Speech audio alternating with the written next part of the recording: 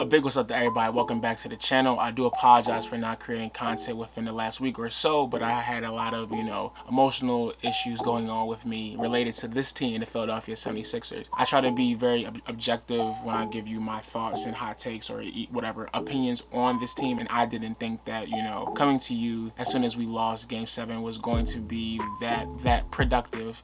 Would have probably said some things I didn't mean, or maybe I did mean it, but maybe not.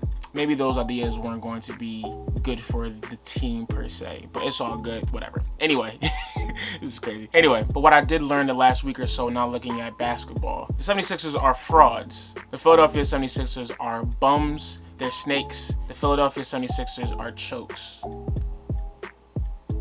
Damn shame. Before I even continue, I want to give a shout out to the Hawks fans who have been in my comment section the last few weeks or so, hyping up their team and supporting their squad. You guys were right. The Atlanta Hawks are a better team than the Philadelphia 76ers, and I have to give a salute to your star, Mr. Trae Young. Now, I did have a bet with one of those bulls underneath my comment section, and I told him if the Sixers lose to the Hawks in this series, I will wear a Trae Young jersey and call my team, my hometown team, my favorite team of all time, trash. While I do not have a Trae Young jersey, just because it is currently on its way being shipped and is not going to be here for probably the next 3 days, I wasn't going to not create or produce content during that time. The show must go on. Bulls need to be heard. So instead of wearing a Trae Young jersey, what I will put up a Trae Young meme of him fathering our Sixers. Hopefully that will suffice.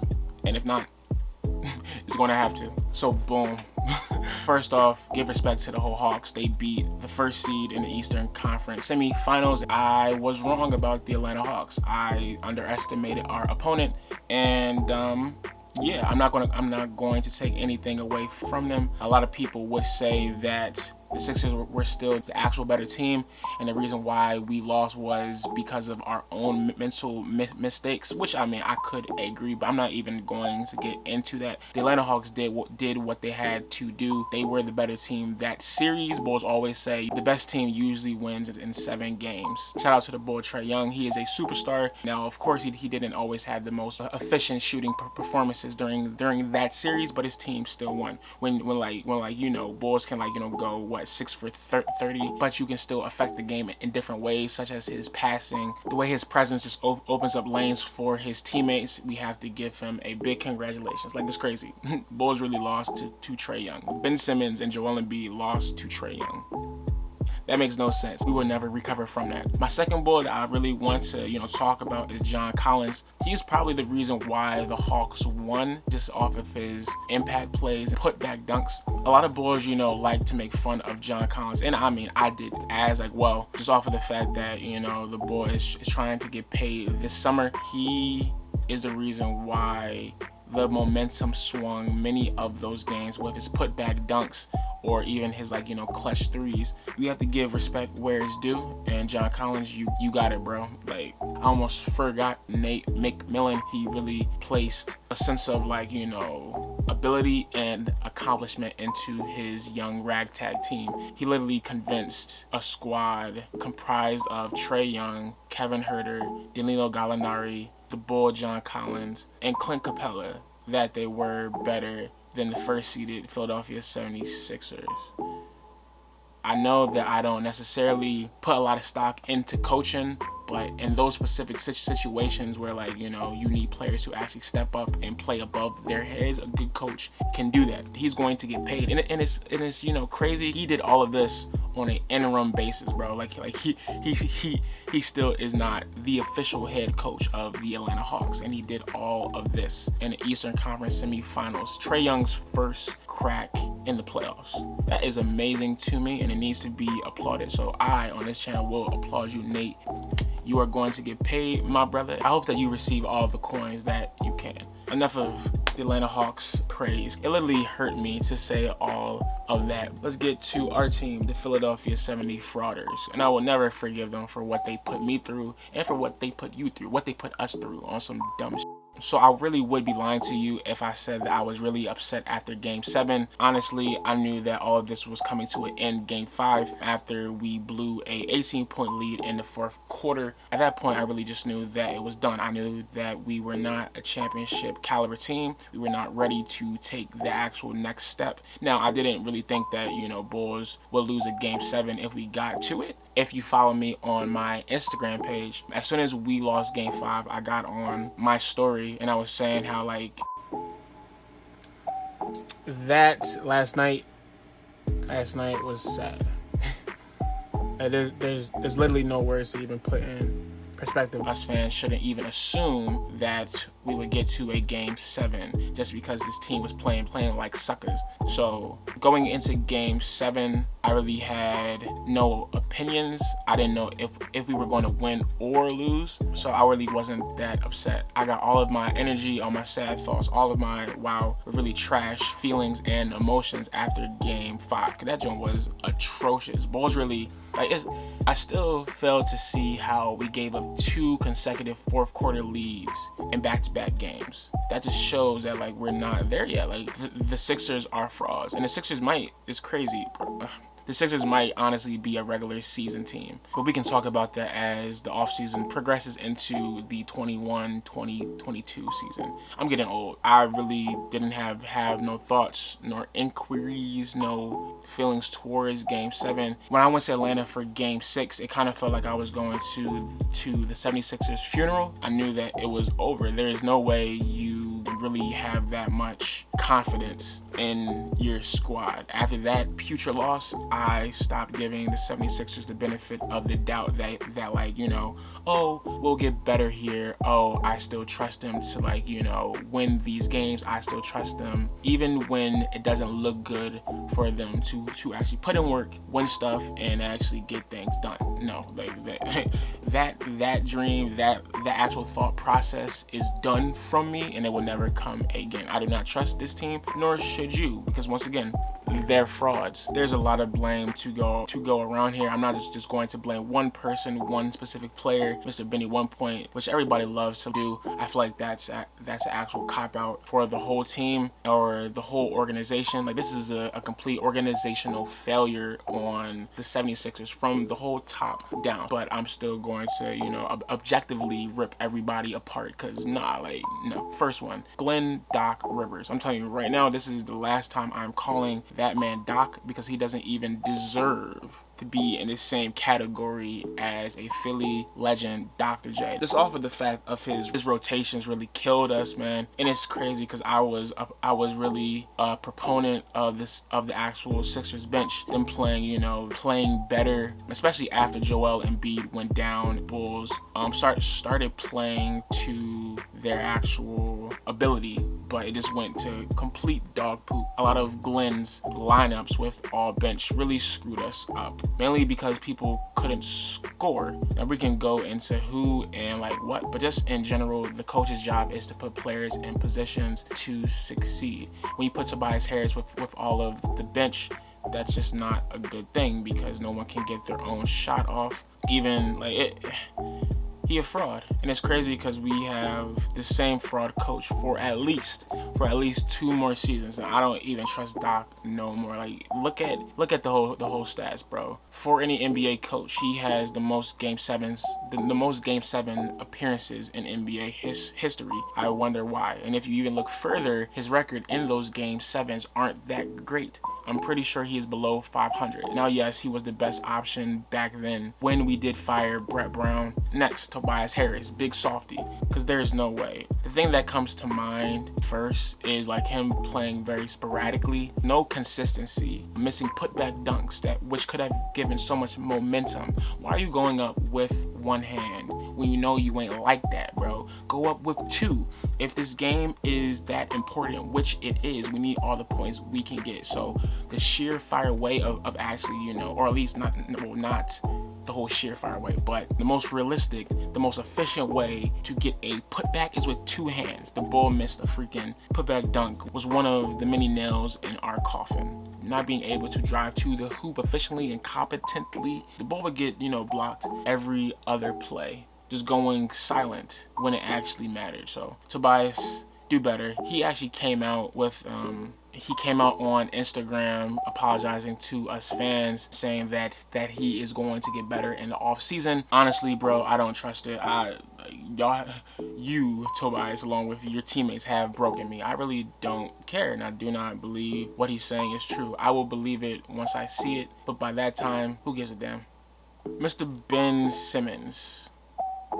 Should I even... Actually, no, we're going to go to Joel first. Joel Embiid. Now, before I, rip him, because nobody is above constructive criticism, you have to applaud the man for playing with one leg, having a torn meniscus, and giving his all on the court. I applaud that. That is not an easy thing to do, especially him being his height and him being, that weight. He is a reason why the Sixers were even in these games to begin with. So I must applaud him. Also, before I rip into him, if you know me and if you follow me, you really know that I am very, I don't want to say hard on, but like I really do critique Joel Embiid. I am a critiquer of him just because I love him so much. Because he is my favorite player in the NBA, I hold him to a certain standard. And last year in the bubble, when we got swept by the bum Boston Celtics, I was very hard on him. And this year, he came back. He actually matured and gained the leadership characteristics that I knew that he could have. Never mind the whole MVP candidate mumbo jumbo, right? If you are a Sixers fan, you knew from jump. You knew from his first game against the Oklahoma City Thunder that Joel Embiid could be a MVP caliber player if he just focused. So we're not even going to get on that. But I'm talking about the actual intangibles of his game that matter when it, for lack of a better term, matters, right? Joel Embiid grew up and he actually gave a damn this year. Shout out to the franchise big. Now, with all of that being said, if you are that guy, if you are Joel Hans Embiid, Cameroonian big man, MVP caliber player, the process, the savior of this team, you don't go out like that. You don't let your team lose in that situation. I'm not putting this all on Joel Embiid, and if there was a fraction of pie, I wouldn't give him, the whole blame slice pie, but it still needs to be said. If you are that dude, you do not let your team lose. I don't know how else to say it. He usually starts out, hot and dominant, and then towards the end of games, he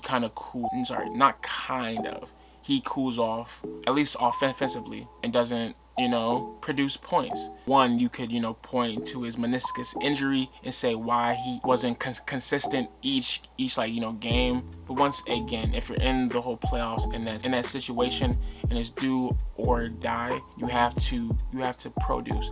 I can't even make the whole excuse on his knee because he was playing well a lot of those first halves of those games. Nah, he showed that, that he was able to play on his knee. So I'm not giving him that actual excuse to play poorly, rather to not play consistently throughout the whole stretch of a game. I can point to Dame. When Dame was playing the Denver Nuggets and he had no help offensively from his team. He carried. Yes, the Blazers still lost, but it wasn't because of Damian Lillard. He put his team on his back offensively and went to work. Let's look at, Paul George took his team to the Western Conference Finals without Kawhi because Kawhi's hurt. Everybody was talking mad smack on, pandemic P, yada, yada, yada. He carried his squad. We need to start holding Joel Embiid to a higher standard if he is that guy, which I do believe he is, of course. MVP type player, duh. But I'm going to hold Joel Embiid to higher standards now. He already checked off the whole box of him growing up, maturing, becoming a leader, conditioning. We got to get better there, bro. Maybe if Joel Embiid doesn't go 0 for 12 game 5, we win. Once again, this is not on Joel Embiid. This series loss is not on Joel Embiid. He is the reason why we even had a whole chance to beat the Hawks. But I'm looking at everything, and Joel Embiid does need to be scrutinized. Nobody is above criticism. Shake Milton, where were you at, bro? all this talk coming into the season of Shake becoming that guy, becoming a six man, and then somehow he plays inconsistently the last 3 months of the season. You don't do that, especially him having a big role on this team only to disappear. You let a rookie, and shout out to the boy Maxey. I'm not even going to scold him, because he did what he had to do as a rookie, getting playoff minutes for a first seed team. Yes, he did have some rookie mistakes, but he's a rookie. That's going to happen, especially him not being able to play consistent minutes throughout the season. But back to Mr. Shea. What are you doing, bro? And your lack of consistency messed up this team big time when it came down to games that really mattered. Hopefully he learns from this. He gets better, but a large majority of the reason why the bench did not play consistently and did not have, any offensive production, or at least any vast offensive production, is because Mr. Shake Milton sold. Mr. George Hill literally gave us nothing offensively. Defensive-wise, yes, I'm gonna give him his props. The boy did, play some solid D. George Hill was supposed to be that, extra umph offensively that was going to allow us to take down the Hawks, or not even just the Hawks, but just in general, go far in the playoffs with his veteran leadership and his point guard abilities, and him also shooting the actual three. We got none of, we didn't get the three ball nor his offensive skills. Everything bad that could have happened for this team did happen, and we were allowed to have a front row seat. You gotta love the Sixers. Matisse's fouls at the end of those games, putting Trae Young at the line, those were the last nails in the coffin. I do have to give Matisse some praise, because his offensive production did ramp up when we did need some buckets. Matisse did provide some dunks and some on-time threes, but his calling card is defense, and he wasn't disciplined enough to not foul Trae Young in key situations of the game where we couldn't afford to obtain a foul. Now on to the man, the myth, the legend, the Australian choke, Mr. Ben Simmons. Now, if you know me, you know that I am one of the biggest Ben supporters, Ben defenders. A while back, at the beginning of the season, I made a video talking about the Ben Simmons dilemma and how we Philly fans should relax, I guess, just because there were other things other than a jump shot that he could get better at to help his game, most notably free throws. and the irony is, free throws is what killed him. So disappointed isn't even the word when it comes to Ben. I'm not even going to go into the whole stats. Bulls already know his lack of offensive number. I'm more so upset at his will to win, especially during the pass to Matisse Thybulle with 3 minutes and 33 seconds left, us being down 2, when he could have dunked the ball on Trae Young, was just inexcusable. Now, I don't know why he did that. The Sixers have really become the laughingstock of not only the NBA, but the whole sports world, and it is a direct result of Ben Simmons not playing up to the caliber of play we expect him to be at. Now, of course, we understand that this is a human being when we do, make fun of him, but at the end of the day, and this is from a Ben supporter, there's no holds barred on his game. The amount of arrogance Ben has had when it comes to his lack of offensive output, this may be the best thing needed for him to actually improve. Others have said this, but it really seems as though Ben never had to improve basketball-wise in his life, just because he was so God-given talented each level of his basketball career. In high school, the boy was, better than everyone else off of his natural abilities. College, frying bulls. This is the first time where he's actually been challenged to improve, and is at the highest level of the basketball world. So that, mixed with the fact that he is a Philadelphia 76er, everybody is going to chomp at the bit to clown ball. You can blame the Sixers for his lack of development, for coddling him the last 5 years, but as Ben says, it is what it is, but now it's put up or shut up time. Like I said, when I said, what he really needs to do is just work on his free throws, percentage-wise, I can't even defend him on that anymore, because that is the thing which he failed this playoffs. I don't know, dog. Now, going back to the whole Matisse pass. Now, it's kind of interesting. I don't want to say that Ben Simmons threw that game, but when really you think about it, we're down 2 points of that arid pass to Matisse Thybulle, who we know isn't a reliable free throw shooter, that cost us the game. I really still don't understand how somebody could like be that scared to not go up and dunk in that specific instance, knowing that it will, one, build momentum, tying the game, putting the fans back in your good graces for the whole team.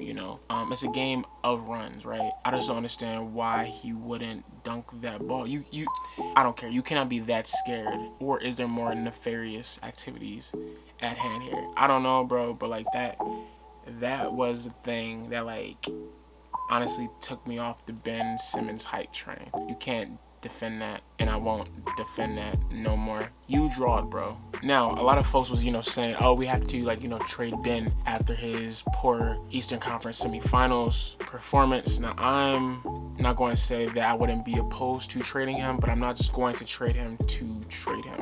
If the goal of this team is to win while Joel Embiid is in his prime, which he first started to get into this year, right? The boy is only 27. NBA primes usually last till about, 32.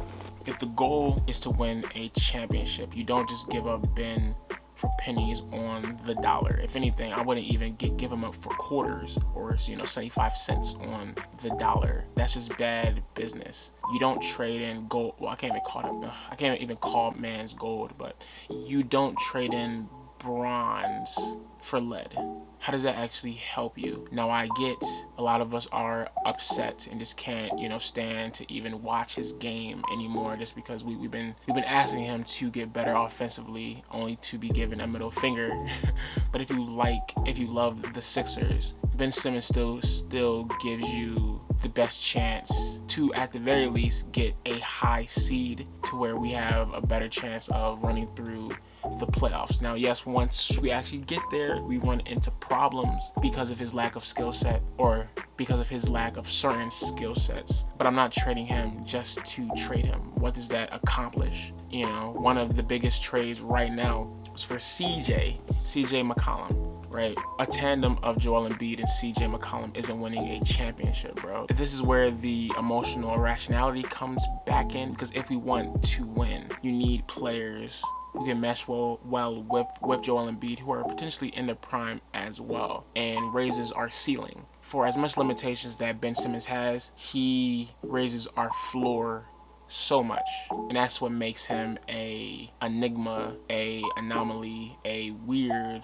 fit / player for our team. At this point, what I would do, I would just keep him and wait until the best trade comes along. Of course, that would be Dame Dollars. Now, the whole question is, the Trailblazers are probably not going to want to trade Dame right now. They just got a new coach in Chauncey Billups. They're going to try to, at least I would assume, try to make that thing work first before giving away Dame. But with that being said, the Trailblazers are on the clock, so I would wait out until that jaunt fizzles out and Dame will be placed on the market. Because if you really look at it, Ben gets a little bit better coming off of his putrid year last year. Dame wants out. Who can really give a better trade package than Ben?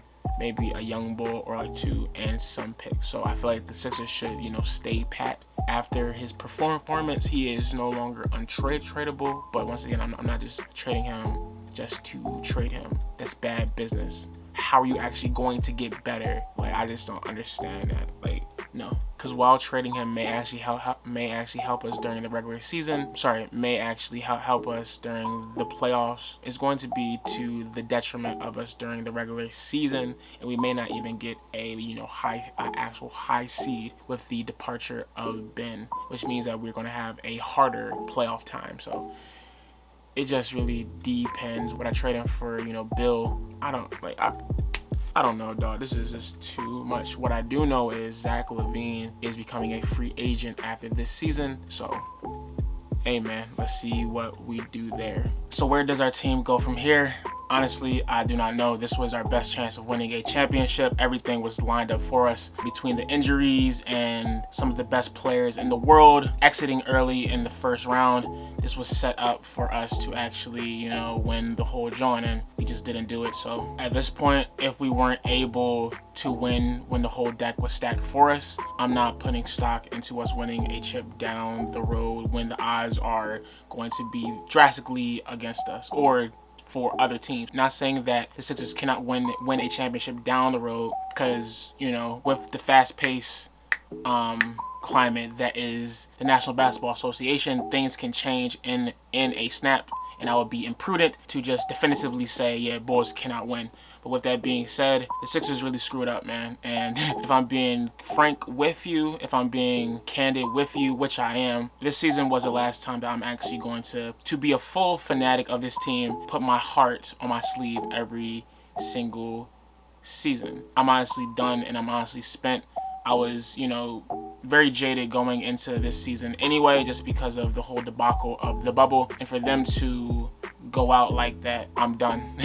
Now, of course, I'm still going to produce Sixers content for the lovely viewing audience, my lovely community. That's not going to stop. I'm very grateful for all of the immense support you have given me here on YouTube and on Instagram. My sub count, my view count, and my overall engagement has skyrocketed in a short amount of time because of you all. Thank you so much for this season, and I cannot wait to show you more of my ideas. Hopefully, willingly, prayerfully, we can grow together. But the Sixers, they have lost a fanatic in me. Sad to say, but it is what it is. I want to thank everybody for pulling up and listening to a brother think. Like, comment, share, subscribe with a Sixers fiend if you feel so inclined. As always, them Bulls are mad. Well, I'm upset because the process didn't work this year.